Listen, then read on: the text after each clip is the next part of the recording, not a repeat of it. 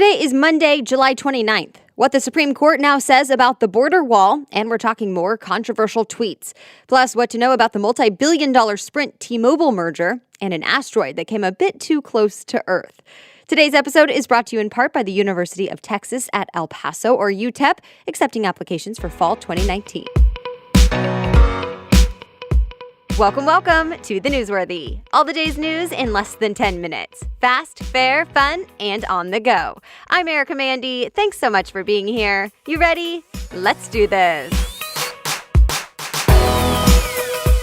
Well, we start today with some sad news out of Northern California that will likely continue to develop throughout the day. A deadly shooting at a food festival last night. As of early this morning, police are saying the shooter had some kind of rifle and seemed to shoot at random, but the motive is still unclear. CBS News reports at least 4 people, including the suspect, have died, and at least 15 more were injured. It happened at a garlic festival in Gilroy, California, near San Jose. CNN reports there may be a second suspect based on what some witnesses are saying, but police are still calling it unclear. And they say the investigation is still going on. So expect updates later today. There's another shakeup in the Trump administration. The U.S. Director of National Intelligence, Dan Coats, is stepping down, and President Trump has already picked a replacement. The New York Times reports Coats will leave next month. Coats is a former Republican senator, but reports say he's been at odds with the president for a while now. They have different views about certain national security issues like Russia and North Korea. Coats' replacement, though, appears to be on the same page as the president. Fox News reports Representative John Ratcliffe even defended the president during the public hearings last week and asked some of the toughest questions against former special counsel Robert Mueller. Supporters say Ratcliffe has great experience on the Homeland Security Committee, but critics say he was just chosen because he shows loyalty to Trump.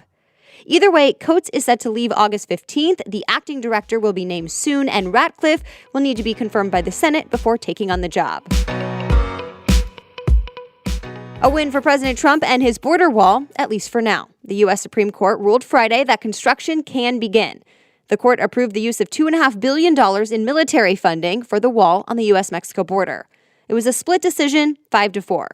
And Vox reports the ruling overturned 2 previous decisions that stopped the Trump administration from using any military money for the wall that Congress has not agreed to. But even with the newest ruling, the legal battle still continues. The case will go back to an appeals court, even as construction can get underway. Stay tuned. President Trump is defending himself over another series of tweets that again are being denounced as racist. Trump tweeted over the weekend about Representative Elijah Cummings and the district he represents, which includes much of the city of Baltimore, Maryland. Trump said Cummings is a bully, yelling at Border Patrol about the conditions for migrants at the southern border and not paying attention to his own district. Trump went on to say Baltimore is a, quote, disgusting rat and rodent-infested mess. And he said no human being would want to live there. Well, Cummings is African American, and the part of Baltimore he represents is 60% African American as well. Many Democrats, including House Speaker Nancy Pelosi, called the president's tweets racist attacks. And the Baltimore Sun ran an editorial calling Trump the most dishonest president the U.S. has ever had. But the president pushed back, saying Democrats are playing the race card, and it's not about that. Cummings has been a fierce critic of President Trump. He's chairman of the House Oversight Committee, so he's leading the way on multiple investigations involving Trump.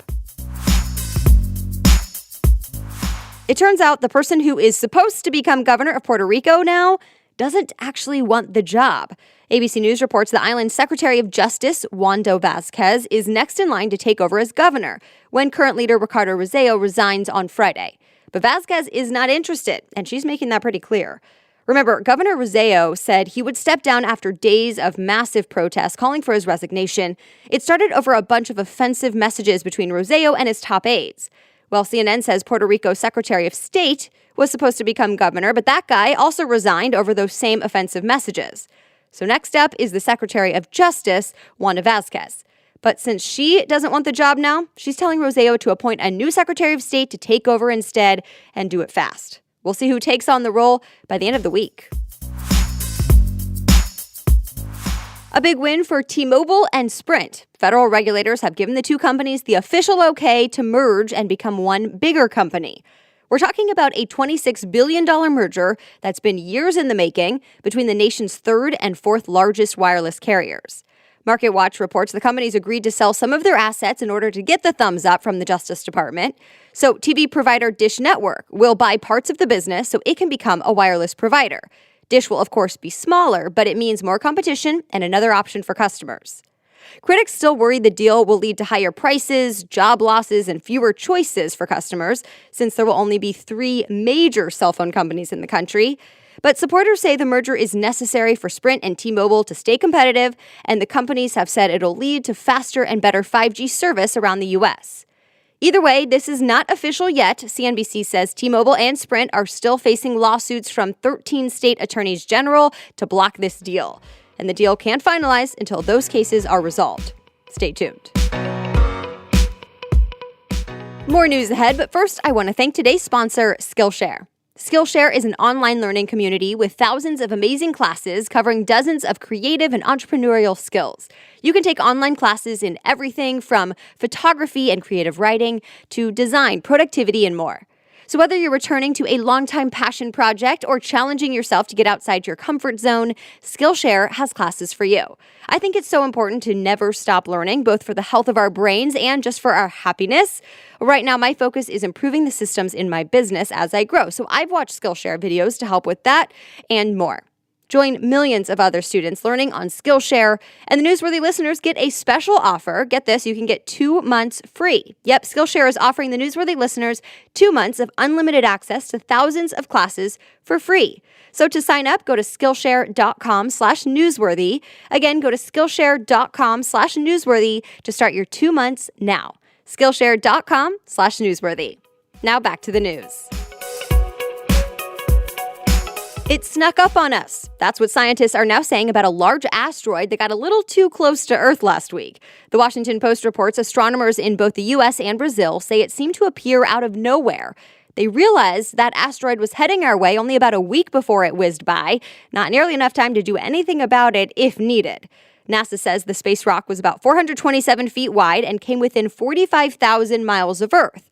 To put that into perspective, that's a fifth of the distance between the Earth and Moon, which experts call uncomfortably close. And it's classified as a city killer, meaning if it did hit Earth, it could do serious damage like a large nuclear weapon.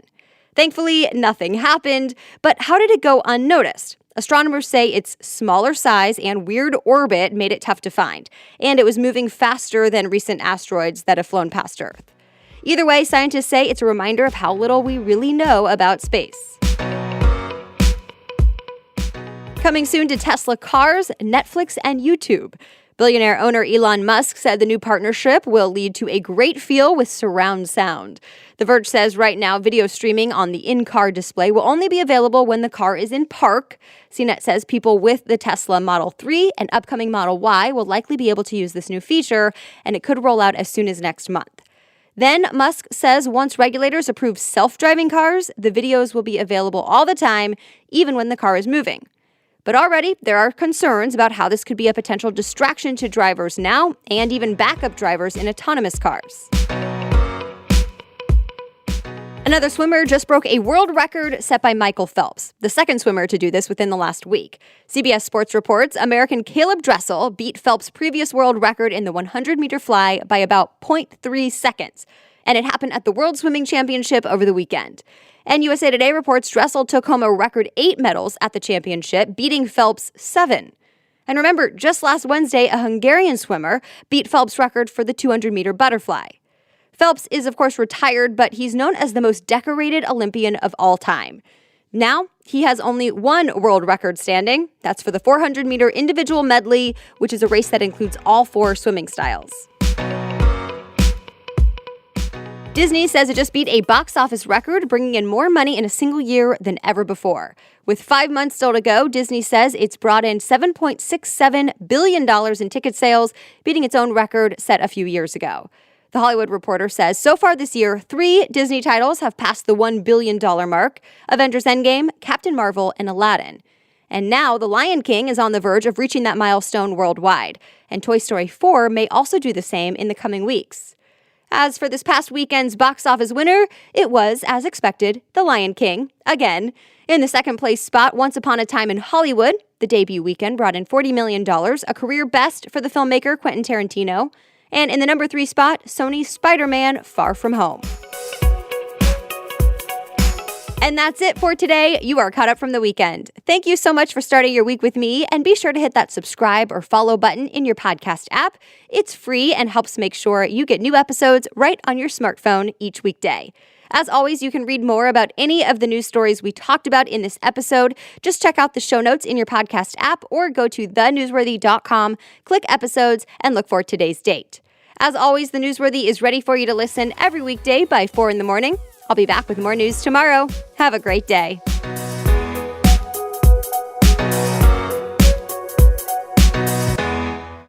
Hey, just a quick reminder that today's episode is brought to you in part by the University of Texas at El Paso, or UTEP.